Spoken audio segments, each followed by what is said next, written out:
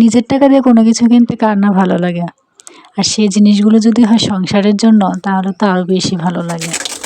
আমার অবশ্যই নিজের ইনকামের টাকাগুলো বেশিরভাগ সংসারের কাজেই ব্যয় হয়। আমি নিজের জন্য তেমন কোনো কিছুই কিনি না। আজকে নিজের ইনকামের টাকা দিয়ে একটু মোবাইল আর এই চুলাটা নিয়ে আসলাম। আসসালামু আলাইকুম সবাইকে, কেমন আছেন সবাই? আশা করি সবাই ভালোই আছেন। তো আজকে কেনাকাটা করতে করতে একটু লেট হয়ে গিয়েছে, যার কারণে আমি আজকে সব কিছু শর্টকাট রান্না করব। তো আমি মাছটাকে আজকে কষিয়েই রান্না করব। এটা একটা কার্প মাছ ছিল। তো এই কার্প মাছটা আমার কাছে এইভাবেই বেশি ভালো লাগে খেতে। তো অন্য সময় দেখা যায় আমি মরিচটা বেটেই রান্না করি, আজকে যেহেতু তাড়াহুড়া তো সময়ও নাই বেশি, এই জন্য আমি গুঁড়া মরিচ দিয়ে রান্না করে ফেলেছি। তো এখানে আমি রসুন বাটা, পেঁয়াজ বাটা আর মরিচের গুঁড়া আর তেল দিয়ে দিয়েছি, আর সামান্য লবণ দিয়ে পানি দিয়ে মেখে সুন্দর করে বসিয়ে দিব। আর দিয়ে দিব সামান্য কয়েকটা কাঁচামরিচ। কাঁচামরিচটা দিয়ে আর একটু নাড়াচাড়া করে সুন্দর করে বসিয়ে দিলাম।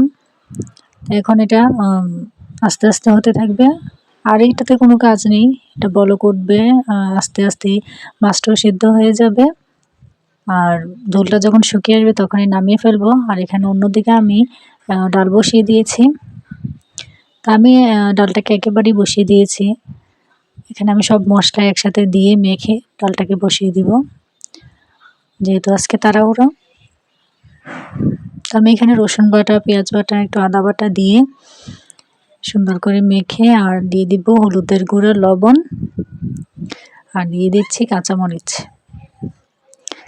দিয়ে সুন্দর করে পানি দিয়ে সিদ্ধ বসিয়ে দিব।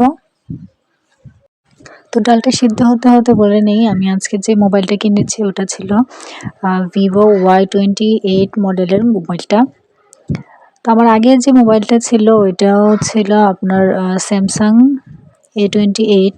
তো আমার সবগুলো মোবাইলে দেখা যায় একই রেঞ্জের থাকে, এর থেকে বেশি রেঞ্জের মোবাইল আমি কখনোই কিনি না। আমার কেন জানি মোবাইল এত বেশি দাম দিয়ে কিনতে মায়া লাগে। আর যে চুলাটা নিয়েছি এই চুলাটা ছিল ওয়ালটনের, এর আগেরটা আরএফএল-এর ছিল, এখন একটা ওয়ালটনের নিয়েছি। এটা অটো চুলা। কাঁচের চুলা কিনতে চেয়েছিলাম, দোকানদার বলল যে কাঁচের চুলা তো ফেটে যায়, না নেওয়াই ভালো।